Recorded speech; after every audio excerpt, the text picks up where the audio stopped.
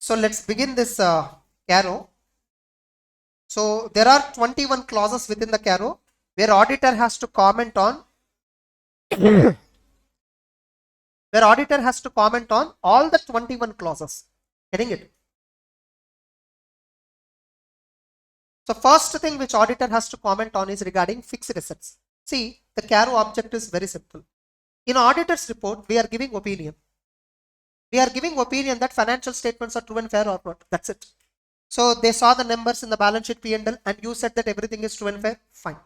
But people want to know how the company is protecting the assets. What is happening inside the company? What are the affairs of the company?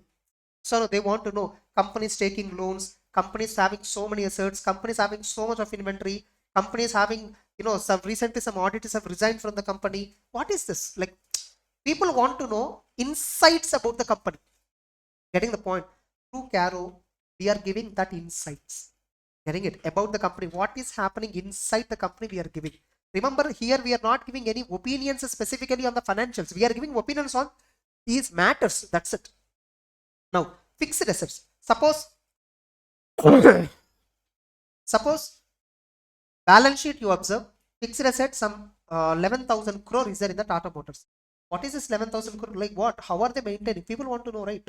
So the government identified some information needs of various users. The government has identified financial information needs of from various users. So they developed some points. Auditor has to specifically check these points and give his opinion. Auditor has to specifically check these points and give his opinion. Now, in that, the first thing what auditor has to check is fixed asset. Inside fixed assets, there are 5 elements which auditor has to check. There are 5 elements. In exam, they will ask you any 2 elements. Getting it? Any 2. Write about auditor's reporting requirement under Caro relating to revaluation of fixed assets and disclosure of benami transactions. What is the auditor's reporting requirement? 4 marks question. Or they'll ask you, what is the reporting requirement for immovable property and physical verification relating to fixed assets? 4 marks question. Or they'll give you a 6 marks question. What is the reporting requirement for fixed assets? Where you have to write all the 5 points. Each point will be given 1 mark to 1.5 mark. Getting the point?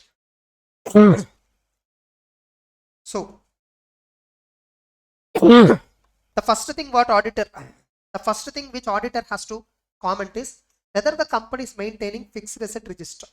Are they maintaining a record of fixed assets? Because in big companies and all, obviously the number of assets are vast. So they have to maintain a record to know what are the assets they have, where they were installed. All that fixed asset register means what I already explained previously somewhere. Yes or no? So whether the company is maintaining an asset register which contains quantitative details, which contains location where the asset is installed. PPE, yes or no? Then, whether the fixed assets are physically verified by the management at reasonable interval. They are buying the asset, they are recording in the register, all that is fine. Now, whether management is confirming whether they are still existing in the organization, I understand that nobody can take out an asset outside the premises.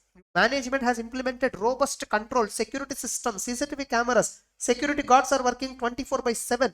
Nobody can take out. I understand. Fixed assets will be existing, but there should be a confirmation procedure that all the assets which the company purchased and installed at so and so location as per register, are they still existing at that location or not? Management has to confirm it at a reasonable interval.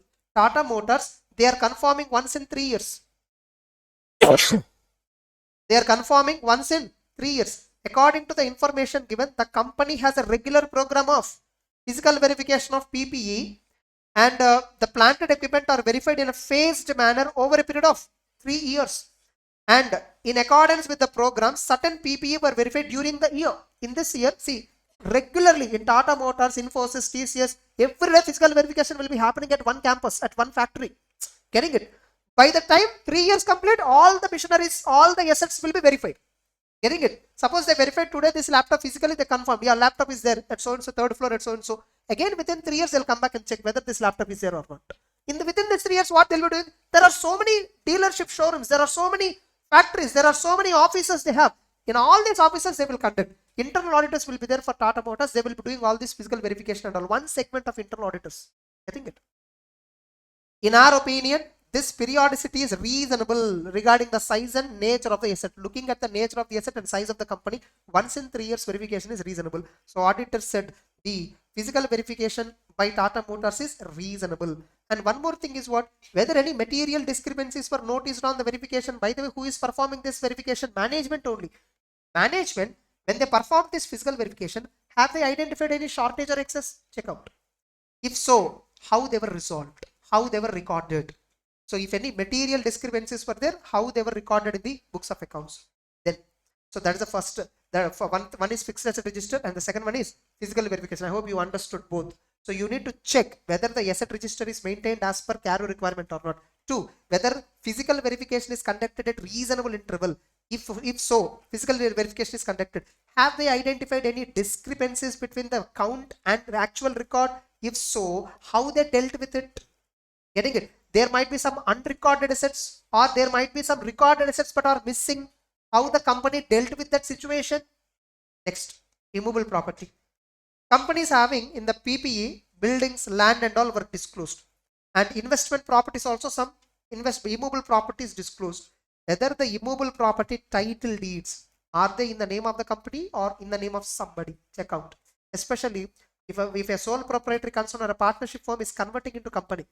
Until this partnership firm, until its conversion, most of the properties are in the name of the partners or sole proprietor.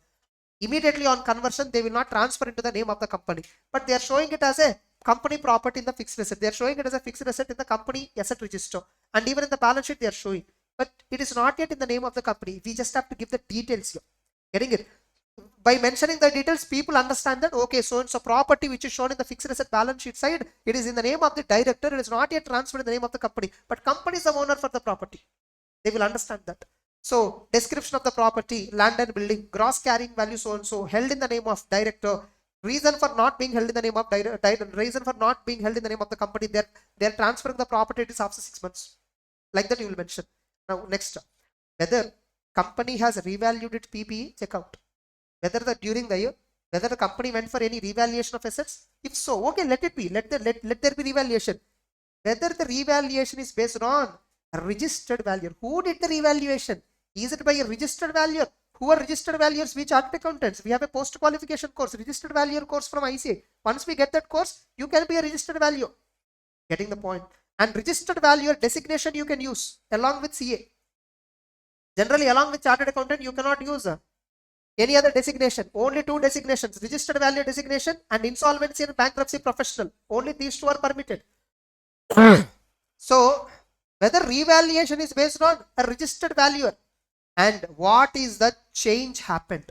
If the change is 10% or more in aggregate of net carrying value of each class of PPE. Each class of PPE means what? Buildings how much, plant and machinery how much, equipment how much, furniture how much, electrical fittings how much. These are all each class.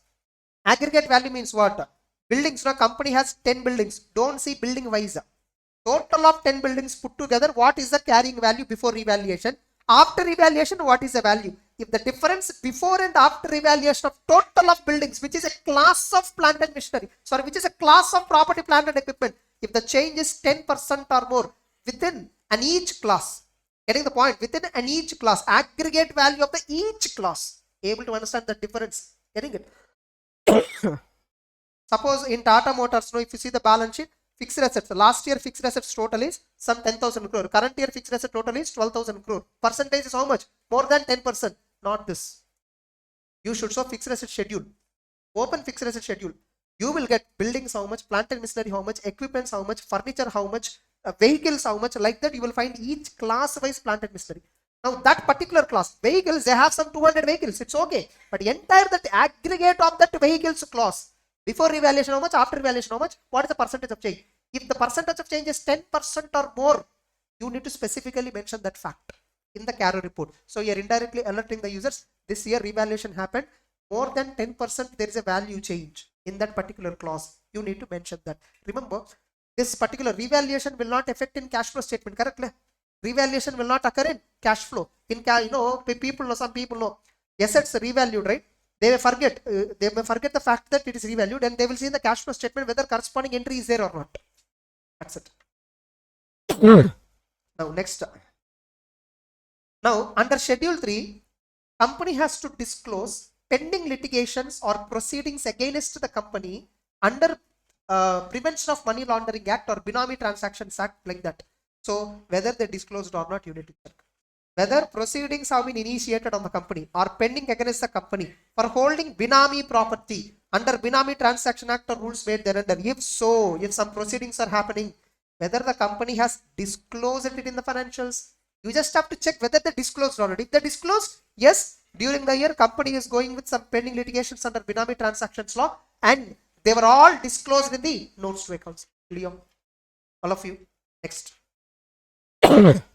Inventories. What is the reporting requirement for inventory? First, only two things. One is physical verification. Whether physical verification of inventory is conducted at reasonable interval by the entity. Generally, this point is applicable only for manufacturing and trading sector of goods. For TCS and all, you will not find this point. They clearly mention that companies are not dealing with inventory. Accordingly, they are not. This clause is not applicable. You will mention that if it is not applicable, say that it is not applicable. So whether physical verification of inventory is conducted at reasonable interval, whether any discrepancy of 10% or more in aggregate for each class of inventory. What do you mean by each class of inventory here? Raw material is one class, work in progress, finished goods. 3 classes of inventories. Able to understand? Not material names. Getting it? Not so and so cars, so and so iron, so and so thing. Not that. Each class of inventory means raw material, work in progress, and finished goods. Now, in this, suppose in raw materials, no, you found shortage or excess. If the shortage or excess is more than 10%, as per record, so much is there, and in physically, so much is there. The variation is either shortage 10% or more or excess 10% or more. How it is dealt in the books of accounts. Especially if see, in fixed assets, they use the word material discrepancy. Here they use the word, they quantified it, 10% or more discrepancy. So in fixed asset also, you can take this adoption. You can adopt this, and there also material means 10% you can choose. Getting the point? In fixed assets, they have used the word material discrepancy. Here they have used the word discrepancy of 10% or more in each class of inventory. If were noticed, who are noticing, by the way? Not auditor. Management only noticing. If so, whether they have been properly dealt in the books. If any unrecorded inventory is there, they'll record it. If any shortage inventory is there, they'll write off.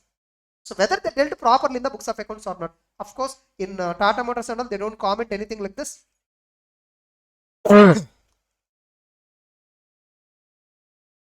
So you see here, the inventories, except goods in transit and goods lying with the third parties.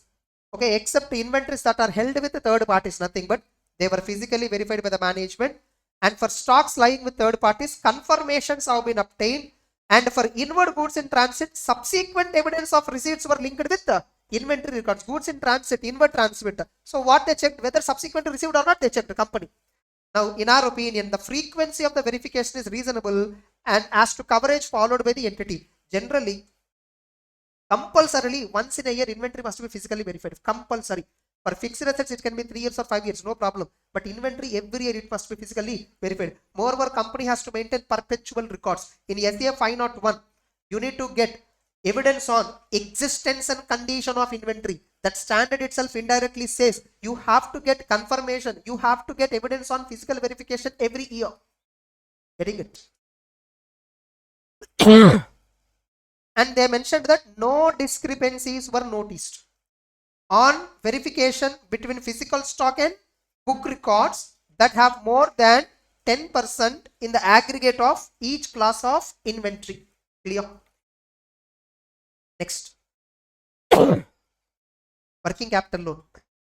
They have to, you need to check whether at any point of time is the company's sanctioned working capital limit in excess of 5 crore rupee. Remember, it's sanctioned limit, not drawing power.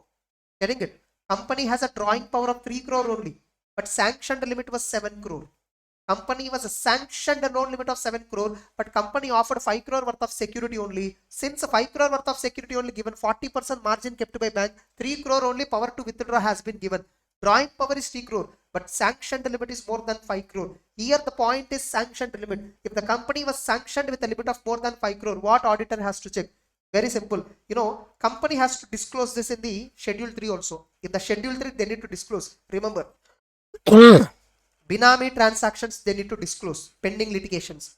Next up, They need to disclose, like, companies, every year they file with, every quarter they file with the banks because they got working capital loan. Quarterly statements they will file with the banks to get the drawing power updates. Drawing power will be updated every quarter by the bank. Some banks do follow monthly mode, some banks do follow quarterly mode. Now, first quarter you get 5 crore worth of securities valuation, like inventory valuation 5 crore is there. They gave 3 crore drawing power. Second quarter, you gave some 7 crore inventory is there in your golden average inventory. So you gave that report. Some auditor also certified that stock certificate, and then banker gave you 5 crore limit. So every quarter you are giving stock certificates and all. Current assets certificates and all, current assets liquidity certificates you are giving to the bank, nothing but statements you are filing with the bank. In the statement you are mentioning some numbers, and some auditor is also certifying, some third chartered accountant is also certifying that the numbers are correct, and based upon that banker is giving you drawing power, he's fixing the drawing power. Now the statements that you are filing, right, in that whatever the amount that you are mentioning as on so and so date in the statement, is that amount is matching with the books of accounts or not, you need to check. Because most of the entities, what they do is, in books of accounts inventory value is 5 crore only, but in the stock statement filed with the bank they will show 7 crore. Getting it? So next 1 week we are going to receive some inventory, that also they will consider and show in the stock statement, which is actually not there physically. Getting it? So now you need to check whether the stock statements filed with the banks, quarterly statements, and how much amount indicated in those statements, is the amount matching with the books of accounts? Because books of accounts, whether they are properly recorded or not, we anyhow check. In books of accounts, before receiving stock, can they record it? They cannot. But in the stock statement filed to the bank, they may manipulate. Whether this kind of manipulation they did, you need to check and reply here. So whether stock statements filed with the bank, so whether any quarterly returns or statements filed by the company with the banks and FIs are in agreement with the books of accounts. If not, give the details. Start amount also, they have to give adverse opinion, but they gave an unqualified opinion. Okay, last attempt, last previous year audit report, no, they clearly mentioned, according to the information and explanation, the company has been sanctioned working capital limit in excess of 5 crore in aggregate on the basis of security of current assets. In our opinion, the quarterly statements filed with them are in agreement with the books of accounts.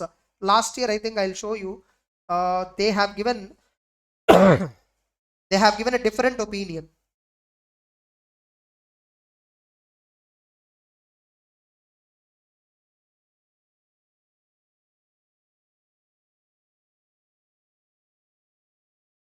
You see, last time, this was the first time this point is applied. This was applied for the first time, 21-22 financial year only. Caro 2020 was first time applicable. 21-22. At that time, you see, they are in agreement with the books of accounts except statements for quarter ended, quarter 1, quarter 2, quarter 3 with the SBI, Bank of America, Citibank, HDFC, ICICI, Standard Chartered, all the banks were listed. Yes or no? And the differences were like this, like between company records and the stock statements filed with the bank, the differences were like this, they reported. Getting it? In the later year, this is the latest, that is 21-22 audit report I'm showing you. This is 22-23 audit report. In 22-23, by the time comes, okay, company got experience, they rectified it. So now they are filing correct values with the banks. Remember, this is not only audit reporting requirement. Company should disclose in the notes to accounts whether they filed, what stock statements, numbers they filed, what is the balance in the books of accounts. They need to report in the notes to accounts also.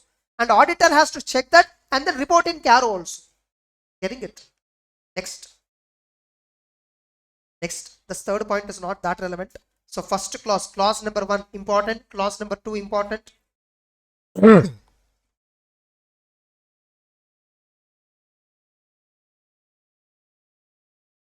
Maybe in clause number 3, subclause E, subclause F are important.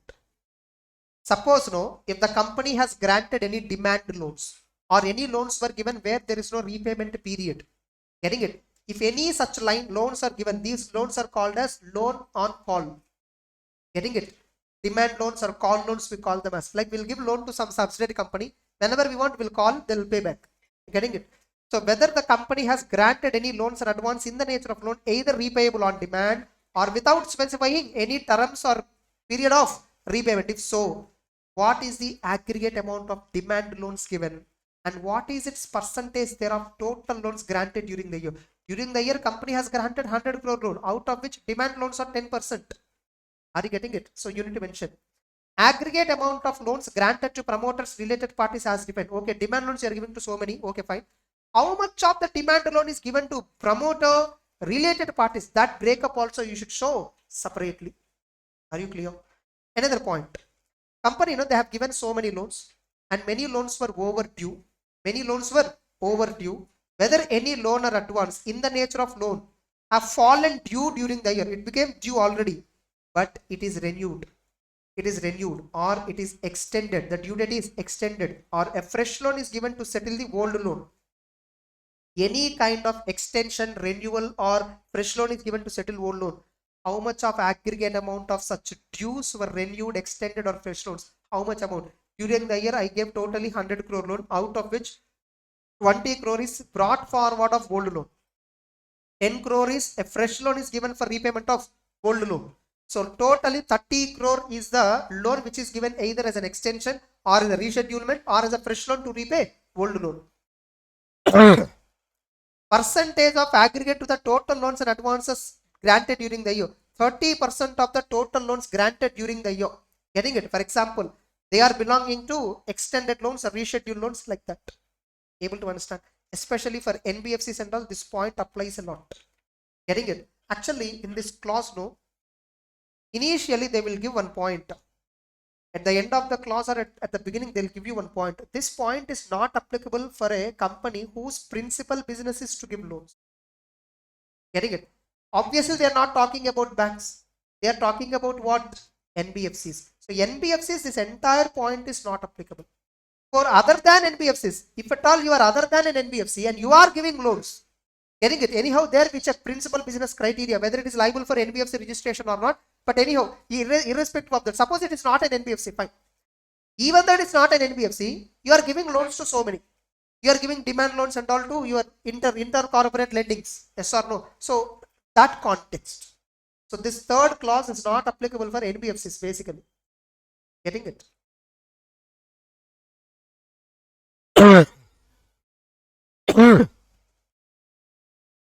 Then deposits not required, cost records not required, statutory dues. Very important, statutory dues.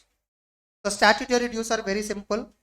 Provident fund, ESI, income tax, service tax, all this, whatever dues your organization has to pay under a particular law because of a levy, whatever the amounts that you have to pay to a law, legal authority, we call them as what? Statutory dues. They are broadly divided into 2 categories: undisputed due, disputed due. Disputed due means very simple. Suppose GST authority sent a demand notice against the company. That company has claimed so input tax in a wrong manner. So they reversed the input tax, added interest, added penalty, and then sent a notice. Now company challenged this notice in an appeal, Sestat tribunal. Getting it? GST appellate tribunal. They went to GST tribunal and then filed a case against the commissioner, whoever have passed this order. So now 10 crores is the demand amount. Now this 10 crore demand amount will be ultimately decided by the GST tribunal, whether we have to pay or not. Now the case is pending in a tribunal. That amount is called as disputed dues. That amounts are called as what? Disputed. But apart from this, every month this company will calculate GST. 1 month some 1 crore GST liability, another month 1.2 crore, another month some 80 lakhs, another month some 1.4 crore. Every month they calculate GST voluntarily and pay every month by on or before next month 20th. Before filing 3B, they pay the GST amount and then file the 3B return. So every month voluntarily they pay GST, voluntarily they pay provident fund, voluntarily they pay TDS and all, which they deduct. So voluntarily company is remitting every month without any dispute. Okay, company is not remitting because there is a dispute between the company and the department. Company is voluntarily remitting. These are all called as voluntary dues. Those are called as undisputed dues. So that's the difference between undisputed due and disputed due. Now, what is the reporting requirement? For undisputed due, we just have to check, is the company regular? Is the company regular in depositing voluntary tax and provident fund ESI liabilities? Is the company regular? Regular means within due date. Regular means what? Within due date. Every month they are paying. No, not that. Are they paying within due date? Then the company is said to be regular. If not, if the company is not regular, like some months, they did not pay on time. Now, if not, what is the extent of arrears outstanding statutory dues as at the last day of the financial year for a period more than 6 months from the date they become due? As on 31st March, some tax amount is outstanding. which company has to pay. TDS they deducted and they have to pay. Provident fund they collected from employee and their contribution both together they showed as a liability. That liability belongs to which month? It belongs to August month, which means it actually was outstanding for more than 6 months. As on balance sheet day, it is outstanding. It is not outstanding afresh in March month. It is not a fresh outstanding in March month. It was outstanding from long ago, August onwards. It was outstanding for more than 6 months. Remember, this is an undisputed due. Means there is no notice yet. Voluntarily, company has to calculate tax, calculate provident fund. They have to voluntarily deposit without getting any dispute first. So that amount was outstanding for more than 6 months. Auditor has to disclose the fact.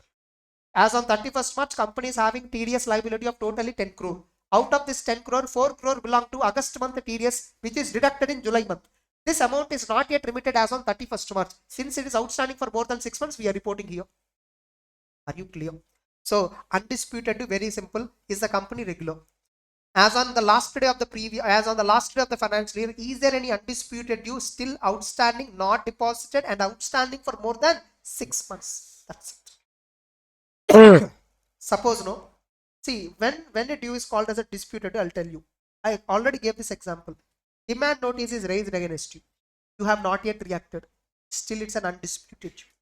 Still, the due is called as undisputed due. Suppose you filed a case against the company. Against the appellate authority, whoever have passed this order, against that income tax officer or GST officer, you again filed a counter appeal. Now the case is pending at the forum. Once whatever the particular forum, once they gave the decision, then that is the final. So it is pending at somebody, right? Then only it is called as the due under the dispute. Due under the dispute. Otherwise, it is not a dispute. Just because you received an income tax notice, demand notice, if you have not yet filed appeal against it, it is not in dispute. So in MCQ, they'll give you like this. Getting it? So company has to pay so and so tax belonging to February month. As on March 31st, it is not paid. Should we report it in the Caro? Not required. Option B. An amount that is became liable in August month. Should it be reported in Caro? As on 31st March, it is still liable. Suppose if it is paid off before 31st March, March 30 it is cleared. As on last day, it was not outstanding. Actually, April month we deducted tax. May month we have to pay, but we paid in March ending. Not March 31st, March 30. It was outstanding for more than 10 months during the year. But as on 31st March, it is not outstanding. So no need to comment. Getting it? You received a demand notice, but you didn't respond yet. Respond to the notices, information is not given. It is still undisputed due. Are you getting the point? When the notice was given, you check out. This last March, February month only notice came. March 31st, it is not yet exceeding 6 months. Demand notice is there, no dispute, undisputed due. So it is since not exceeding more than 6 months outstanding. So we will not comment. Able to understand? They'll give you MCQs on this. Next. Now, for disputed dues, you have to comment two things. How much is the amount involved in the dispute? Where the dispute is pending. Tata Motors, you see how simply they showed this. So they just showed income tax some 46 lakh belonging to 91-92 assessment year, much before you were born. Central excise tax belonging to these years this much amount. Finance Act 2014 means nothing but service tax. So 1086 crore belonging to 452-13-14. High Court it is pending. Sestat it is pending. Appellate Authority it is pending. Supreme Court some amount is pending. So under which act it is pending? What is the nature of the due? Amount involved, to which period it belongs to, where the dispute is pending. Entire that information is given. Actually, in Caro they are only asking two. Amount involved and forum, where it is pending. But most of the companies voluntarily disclose clear-cut information. Under which law, what is the nature of the due, how much amount due, for what period it belongs to, and where it is pending. They voluntarily disclose much more better information. Clear? Next. Discovery of undisclosed income. Discovery of undisclosed income. Very simple.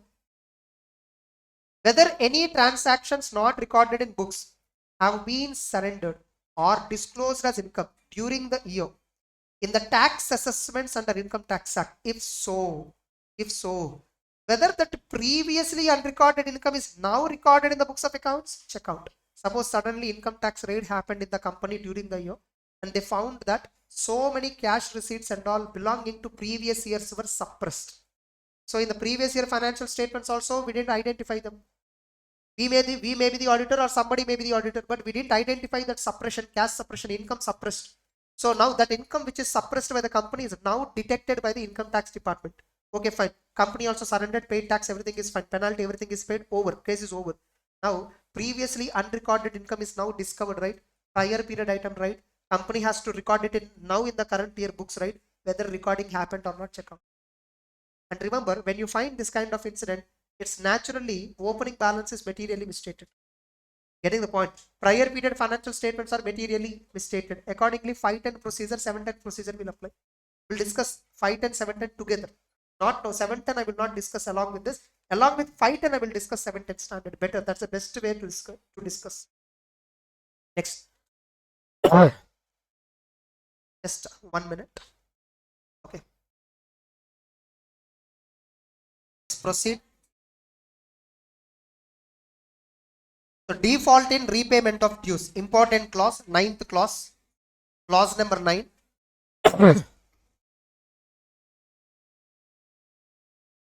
So whether the company has defaulted in repayment of borrowings of loans to a FI, bank, debenture holder, government. Getting it? Any of them. Mainly finance institution and bank. Very important. So whether the company has defaulted in repaying loans to them. If so, the period and amount of default to be reported. Each lender wise. What is the period of default? How much is the amount of default is to be reported. So if you borrow any loan, have you defaulted? Default means what? On due date you are not paying EMI. Simple. What is the nature of borrowing? Building loan. Name of the lender. HDFC Bank. Amount not paid on due date. July month, August month, September month, October month installments. Okay. They were not paid. And July month, 10 lakh is EMI. August month 10 lakh is EMI. So EMI is equal, right? And whether principal or interest or both, EMI, which is consisting of both principal plus interest. Delay in days. July month is delayed by 20 days. August month is delayed by 31 days. September month is delayed by 5 days. You need to clearly mention. Remarks, if any. Company has paid later on, and along with additional interest the company has paid. Banker also has rectified the same in the credit report. Getting it? Now, next. Whether the company that you are doing audit, is it declared as a willful defaulter by any bank or FI or any other lender? Check out. Willful defaulter guidelines will be there. You need not. You just have to check in the credit report. You just generate CIBIL report of the company. Company PAN number you take. In name you enter. You generate CIBIL report. You will find in that whether is this company declared as a willful defaulter or not. Now, company has taken so many term loans, and they mentioned to a banker certain purpose of term loan, and for what purpose they ultimately utilized this amount. Generally, whenever a bank is giving loan for a particular purpose, they directly transfer that money to the vendor himself. They will not give to the money. Very rare cases, the money will be given to the company hands. If at all company has received that funds, they should keep it in a separate bank account. They should not touch it. They should not keep that in the regular operating bank account of the company. They should keep it in a separate. Suppose if at all that money is kept in regular operating bank account, see whether the balance became to zero. If at all after receiving the loan, after receiving that credit in the bank statement, it became zero. Only one purpose it should become zero. By this amount where it is transferred for the same purpose for which we got or for different purpose. Company took the loan, paid salaries to the employee. Of course, later company got collection from debtors and they rectified. Later they got collection and again that amount is rerouted to original purpose for which the loan was. But temporarily company defaulted with the loan agreement. Yes or no? Whether the term loans were applied for the same purpose for which the loans were obtained. If not, what is the loan amount diverted? And for what purpose it is ultimately used, you should report. Even though subsequently if it is rectified, you should report it. Suppose company has taken a short-term loan and they have used it for long-term purpose. This will affect the liquidity of the company. You have taken a working capital loan and invested in construction of factory. So that is not correct, because how will you repay? Whether any funds raised on short-term basis. Hindenburg report pointed out these kind of issues in Adani Group. They pointed out these kind of issues. So whether any funds raised on short-term basis have been utilized for long-term purpose? If yes, what is the nature and amount to be indicated? Have you taken any loan to meet subsidiary company needs? Like for not for your purpose, you took loan. You took loan to transfer to subsidiary companies. If so, details thereof with the nature of such transactions and amount in each case. So how many loans you have taken, each and every loan to which subsidiary company you have transferred, you need to clearly mention. Have you taken any loan by pledging securities that you are having in the subsidiary company, associate company, joint ventures? You are having shares in subsidiary companies. That shares you kept it as a pledge with the banker and you got a loan. If you default, what happens? Banker will get the right. Getting it? You will lose the holding company status, because in a subsidiary company I'm having shares. If as long as the shares are under my control completely, I'm the holding company. Now shares I kept as a security to the bank and I took loan and I defaulted that loan. Banker will exercise the ownership on the shares. Naturally, I will lose holding company status. Such a kind of incident. Whether the company has raised any loan on pledge of securities held in subsidiary, associate, joint venture. If so, give details thereof. Also report whether the company has defaulted in repaying those loans. So if at all you have taken any loan by pledging securities held in subsidiary company, report that if the company has taken so and so loan. And moreover, if the company defaulted, the default also to be reported. That's it. In this, any 2 points will be asked in exam. Any 2 or 3 points. They'll give you a story. So in that story, you need to figure out this point. Getting it? Next. Whether the company has raised any funds in the form of IPO or FPO, nothing but public offer. Generally, when a company go for public offer, they clearly mention in the prospectus, red herring prospectus, they clearly mention for what purpose the company want this fund, for what purpose they are going to utilize. And in the same prospectus, they will also show pro forma financial information. They will also show in the prospectus pro forma financial information after the funds were received, after investing these funds for company proposed plans, how our balance sheet and P&L are going to be. Proposed balance sheet and P&L, nothing but I want 100 crore fund from you. You asked me for what purpose? I told by taking 100 crores fund from you, 50 crore I will use for marketing, 20 crore I will use for so and so, 30 crore I will use for so and so. By using like this, our business turnover will increase in the next 3 years like this. I told you. You asked me present it in the form of a statement. I presented in the form of a statement, pro forma financial information. Are you getting the point? Prospective pro forma financial information. I showed in the prospect that we showed in the prospectus. So for that 3420 standard is what dealing with it. Getting it? Auditors, how to give assurance on pro forma financial engagements to provide assurance on pro forma financial information included in prospectus. That is 3420. Anyhow, we'll discuss there. So for what purpose company have raised? For what purpose company has utilized? So whether the money raised from IPO, are they utilized for the purpose for which they were raised? If not, where is the default? They utilize it wrongly. So that you need to show. Or they utilize it late. Like there is a delay in utilization. They didn't utilize. Or subsequent rectification, if any, shall be reported. So default, delay, subsequent rectification. Of course, initially you delayed, but you rectified later on. You utilized it for ultimate purpose ultimately. So that also you should rectify. So initially you violated, but you rectified later. You violated and rectified. Both should be reported. So the fact that they violated and rectified, you should not ignore just because they are rectified. Getting it? Preferential allotment or private placement. Whether the company has made any preferential allotment or private placement of shares, it may be fully or partly paid, which may be convertible or not. So company has raised money from preferential allotment. If so, verify section 42 compliance. Amount raised, whatever the amount you raised, private placement, have you utilized it for the same purpose or not? If not, provide the details in respect of amount involved and nature of non-compliance. Section 42 non-compliance. If at all anything is there, special resolution has to be passed like that. Some rules were given.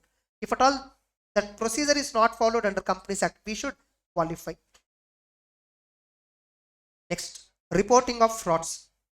Reporting of frauds. Whether any fraud by the company or whether any frauds on the company. Getting it? The company means management committed frauds on third parties, or management committed fraud on the company, or third party committed fraud on the company. Whatever it is, either our company involved in a fraud or somebody made a fraud against the company and encashed something. Getting it? Whether are they noticed or reported during the year? For this, you ask management. Get a written representation regarding all the frauds that are identified or reported by the management. Get a representation. If yes, nature and amount involved has to be indicated. In Tata Motors, no, they report this. During the year, vendor related fraud happened, 15 crore rupees amount involved. Three staff members were involved in the fraud. Like that, they report clearly in Tata Motors, old audit report. Whether the auditor has considered whistleblower complaints, if any, received by the company during the year. Company, no, they might be receiving whistleblower complaints. So whether any whistleblower complaints received by the company, you have to check. As a part of risk assessment procedure, you should consider complaints received by the company. Look at the complaints. See whether those complaints are useful for you to plan your audit properly. So have you considered whistleblower complaints or not? They are asking. 143 subsection 12. Whether is there any 143 subsection, whether any report filed with the central government for fraud identified by auditor. Here fraud is identifying by auditor more than 1 crore in each and individual item. In an individual circumstance, how much fraud happened? More than 1 crore. It has to be reported to central government under 143.12 ADT 4. Whether such a form has been filed or not, they are asking. You should report in Caro. See, if at all this point is not there, suppose in the company frauds happened, we reported. And fraud is properly adjusted in the financial statements. They rectified also. They wrote of all the things, whatever happened, they wrote of. We reported to central government. But people will not know, right? That so and so fraud happened. We reported to central government this much serious thing, people will not know. So through Caro, we are telling people that during the year we found a fraud for more than 1 crore, which we reported to central government. So take a look at the list of fraud that we reported. We are giving a list here. Clear or not? Didi company, I will discuss straight away in NBFC audit. Related party transactions. Company is doing so many related party transactions, whether they are in compliance with respect to provisions of Companies Act, whether related party transactions are as per 177, audit committee has to approve. Getting it? 188, related party related specific provisions. And whether the details were disclosed as per applicable accounting standards. All the related party relationships and all the related party transactions has to be adequately disclosed in the financial statements. So whether they disclosed or not, you need to check. Internal audit system. Whether the company has an internal audit system commensurating with the size and nature of the business. Company is doing so much big business. A formality sake appointed internal auditor, because 138 section says it is mandatory. For a formality sake, internal auditors were appointed, but the internal audit department is not effectively functioning because there is no manpower at all. You should qualify here. Getting the point? Whether the reports of internal auditor were considered by stat auditor, have you considered their reports? Because internal audit report is one important source of information for risk assessment. And when you are planning the audit, that's a very important source. Even SES 610 says using the work of internal auditor in the type 1, using the work performed by internal auditor. Getting it? Non-cash transactions, this is not required. NBFC 16th clause also NBFC point, I will discuss in NBFC chapter. Cash losses. Whether company has incurred any cash loss. Cash loss is very simple. Profit after tax, for that add back depreciation, add back provisions. Add back provisions. You will get some number. This is called, if at all, this is still loss. After adding back depreciation and after adding back non-cash expenditure. Getting it? If still the amount is lost, then only that loss is called as cash loss. Cash loss comes. Now how a loss can be there in the, how cash loss can be there? How come the business profit can be negative? Simple. Company borrowed loans and paid expenditure. Company borrowed loan and paid the expenditure. That's what cash loss represents. Suppose after adding back depreciation and after adding back provision also, still there is a profit.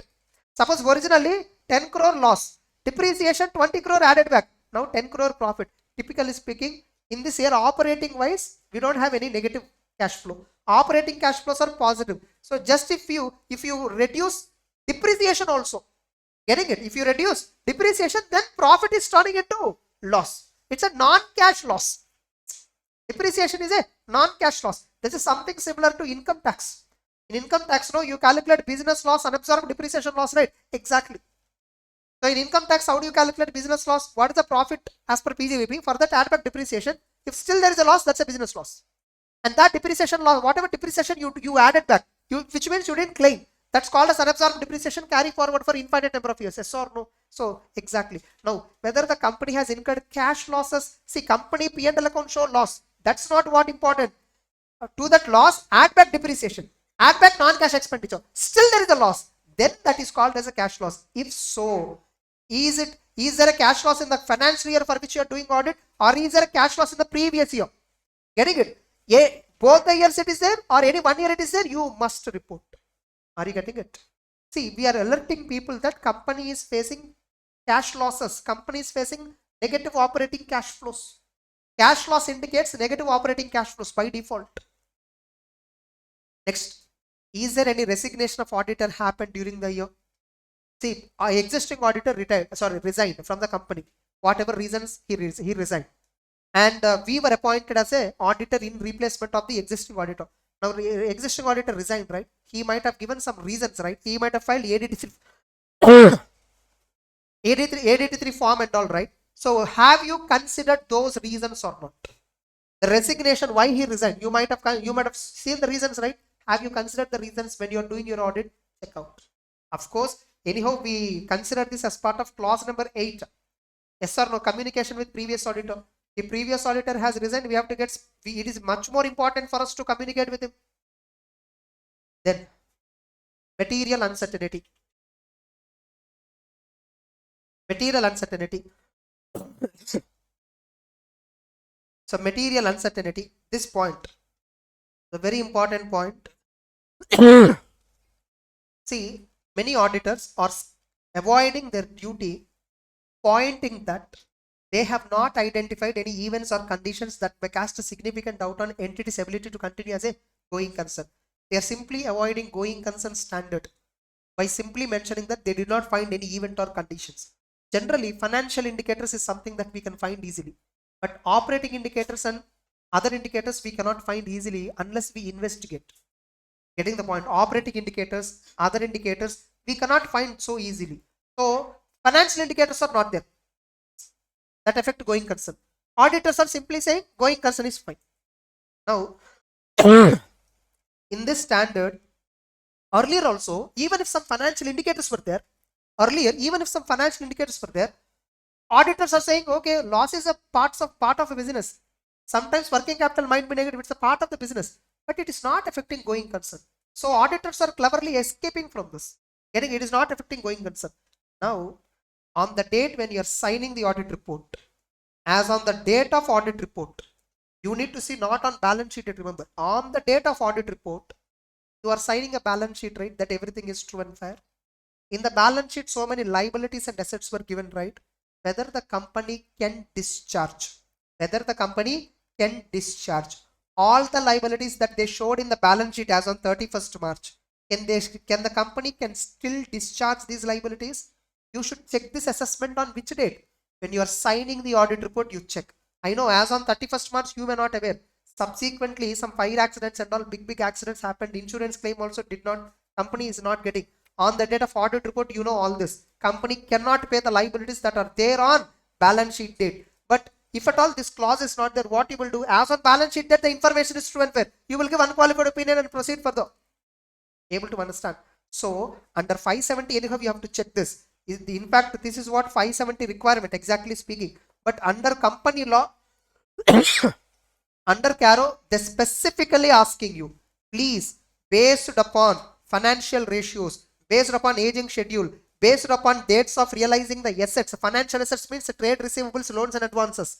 Getting it? And payment of financial liabilities means creditors and borrowings.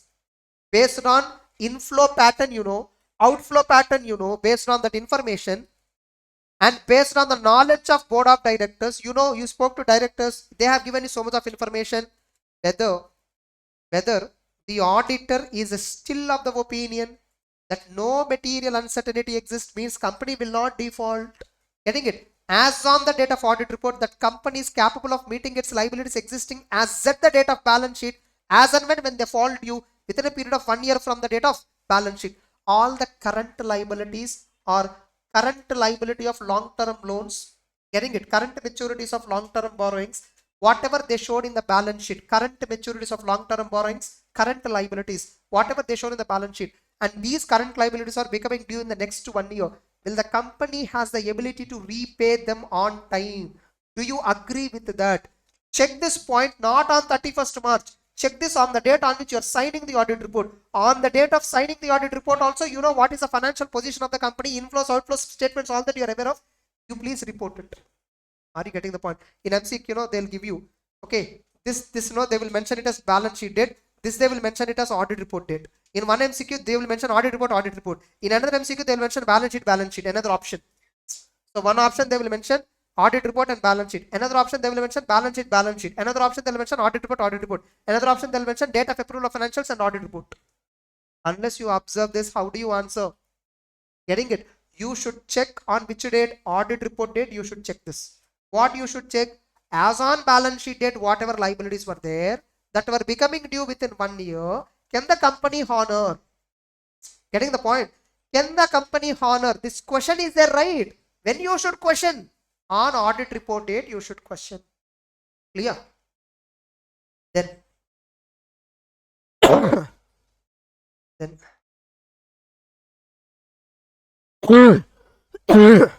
actually yes or no, it requires little introduction, and 21st clause also requires little bit discussion. Shall we continue in the next session? Okay, yeah, fine. So we'll continue in the next session these two clauses, then I'll complete 610, 620, then we'll start remaining standards. Are you all fine, comfortable? Yes, take care.